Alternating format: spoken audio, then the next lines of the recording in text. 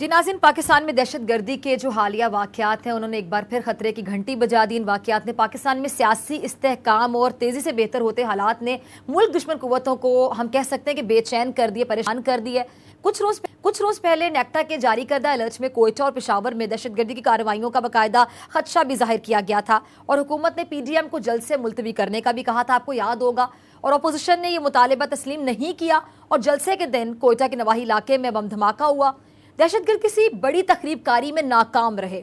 अब आज पेशावर में ऐसी एक बुज़दिलाना कार्रवाई में दुश्मनों ने एक मदरसे से मुतसिल मस्जिद को निशाना बनाया।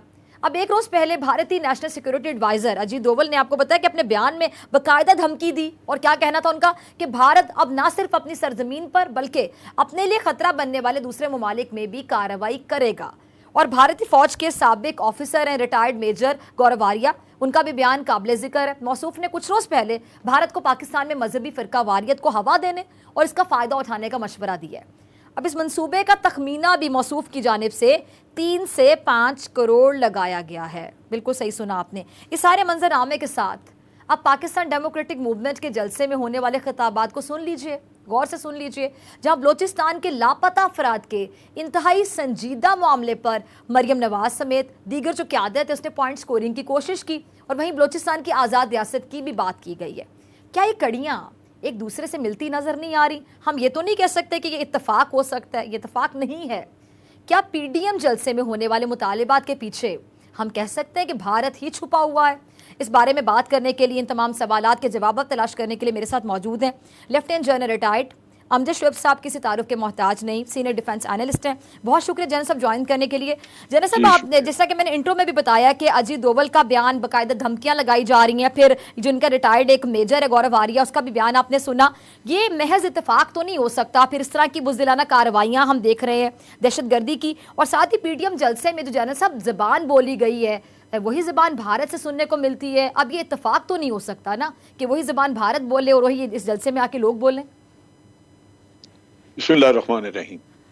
देखिए, बात यह है कि ये कहना कि हमारे ये लीडर जिन्होंने तकरीरें की ये भारत से मिले हुए हैं, ये भारत के साथ या इजराइल के साथ इनके ताल्लुकात हैं, वो इनको काम पे लगा रहे हैं, उस बहस में पढ़ने के बगैर आप यूं देख लें कि जो काम भारत करना चाहता है अगर वो आप खुद करके दे रहे हैं तो फिर आप मिले हुए हैं या नहीं मिले हुए इसका तो फिर कोई बहस नहीं है उसको।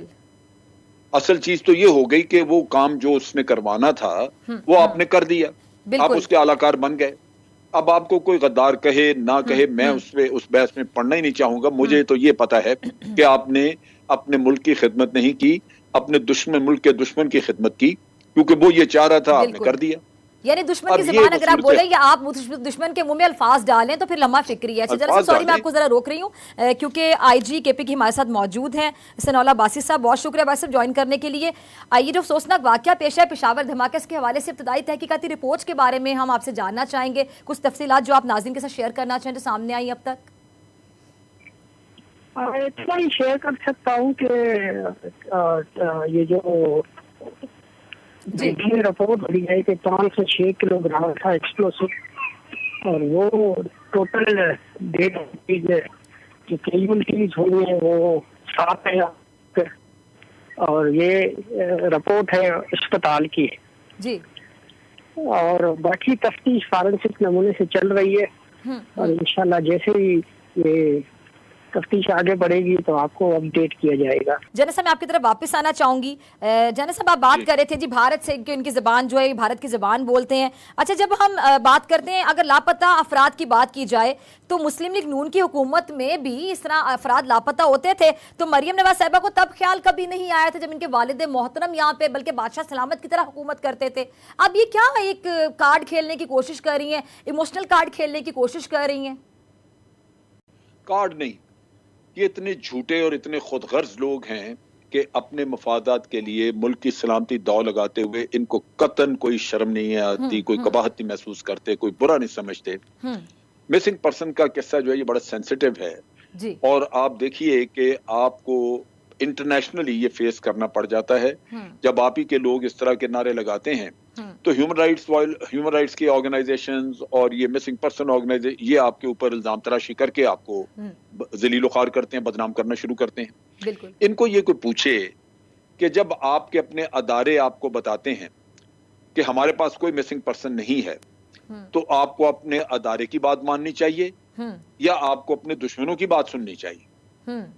इनका फर्ज ये है कि जब आप इनका अदारा कह रहा है जिसको इन्होंने सिक्योरिटी पे लगाया है, वो आपको बता रहा है कि हमारे पास कोई नहीं, तो आपको दुनिया को बताना चाहिए कि अदारों में नहीं है, हमारे पास नहीं है ये सिक्योरिटी कोई भी मिसिंग पर्सन।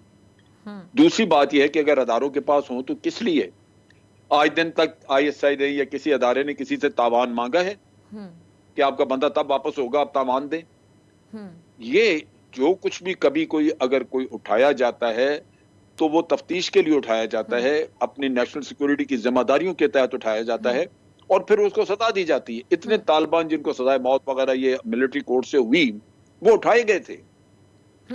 एक तो ये चीज समझनी। दूसरा, बलूचिस्तान में आए दिन सिक्योरिटी फोर्सेस के ऊपर हमले होते हैं।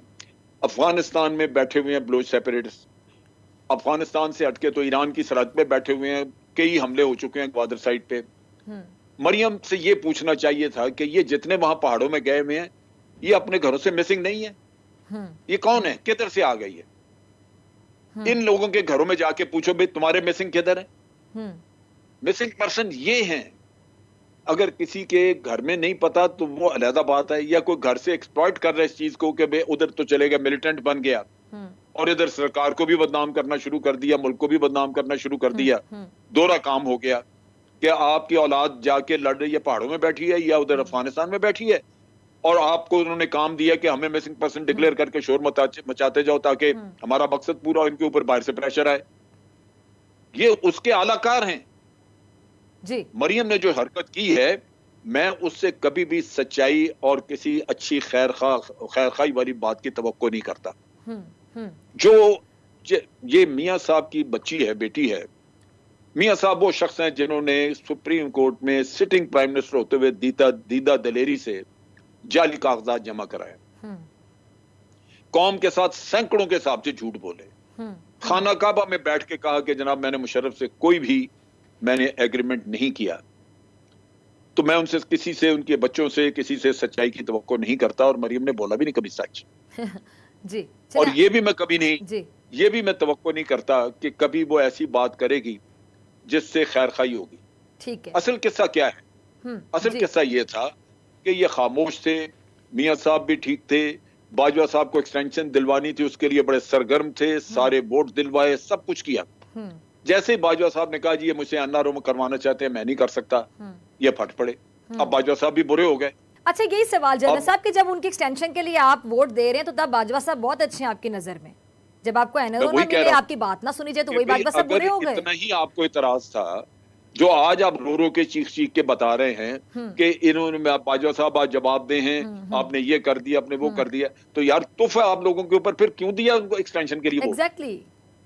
आप कहते हैं कि जनाब हम नहीं दे सकते, इस आदमी ने ये किया, अपने कॉल और फेल में तजाद है, ये जो कहते हैं, इन जो करते हैं, बिल्कुल तजाद है। क्लियर जी। तजाद जैसा, ये जमीन आसमान का तजाद है, बिल्कुल ऐसा ही। एक झूठ का पलंदा है, एक झूठ का पलंदा है, दूसरा जब आप चले जाए तो वो दूसरी एक सरहद पार की हुई है उसने, जहां आप दाव पे लगा के बैठे हैं मुल्क की सलामती को।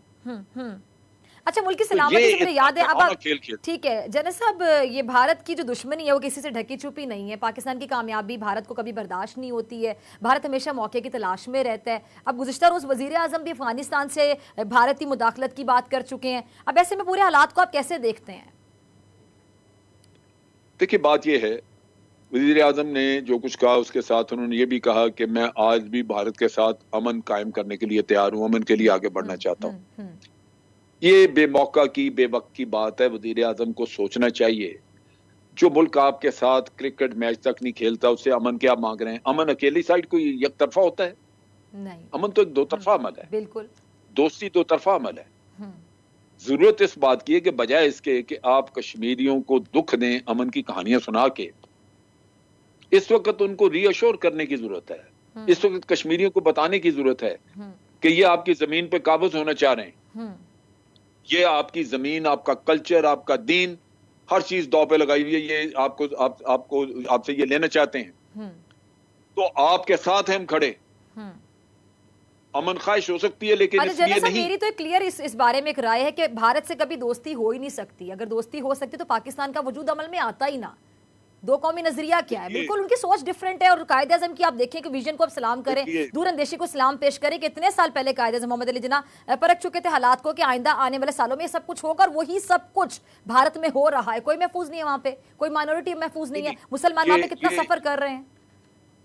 ये एक दूसरा किस्सा है। इस किस्से को अगर आप खोलें तो ये है कि जो आज 21-22 करोड़ मुसलमान हैं भारत में बैठे हुए, उनका भी हल यही है। आज वो पिस रहे हैं, हम तो अल्लाह का बड़ा करम है कि अपनी जगह पे आजाद बैठे हैं। ये सबक उनके लिए है कि जो कायद ने जो उस वक्त सोचा और हमारी नस्लों को सवार गए वो, ये आज उन्होंने अगर अपनी नस्लों को देखना है कि वो बर्बाद और ज़िल्लो ख़ार ना हो हिंदू के हाथों, तो उनको भी वहां पे एक अलग वतन चाहिए। बिल्कुल चाहिए, जो उन्होंने जद्दोजहद करनी है। जो बात हम कर रहे हैं आज यहाँ पे अपने बारे में, वो इससे थोड़ी मुख्तलिफ है जी। वो ये है कि भारत अगर आज हमारे साथ तनाज़ात अपने तय कर ले, ये बैठ के खलूस नीयत से जो अक़वाम मुत्तहिदा की करारदादें हैं उसके तय कर ले, तो आपके हमसाया मुल्क की हैसियत से अच्छे ताल्लुकात, अच्छे माशी ताल्लुकात, तजारती ताल्लुकात बन सकते हैं। आप अलहदा मुल्क हैं, हम अलहदा मुल्क हैं, लेकिन जिस तरह हम और मुल्कों के साथ तजारत करते हैं आपके साथ हो सकती है। आप सेंट्रल एशिया का रास्ता मांगते हैं, हम आपको रास्ता दे सकते हैं, क्योंकि जब आपकी दुश्मनी नहीं रही। ठीक है जैसे सर, वक्त की कमी है, मुझे ब्रेक पे जाना। आपका लास्ट कमेंट मैं चाहूंगी 20 सेकंड्स जी। तो मैं ये कह रहा था कि ये इसलिए आप ताल्लुकात की बात कर सकते हैं, लेकिन उससे पहले जो बुनियाद है सारी फसाद की, वो कश्मीर का मसला है जिसको हल करना है। अगर भारत उसमें खलूस नीयत से आगे नहीं बढ़ता तो फिर किस बात की दोस्ती है, किस बात का अमन। ठीक है। सब्सक्राइब करें और बेल दबाएं ताकि कोई खबर रह न जाए।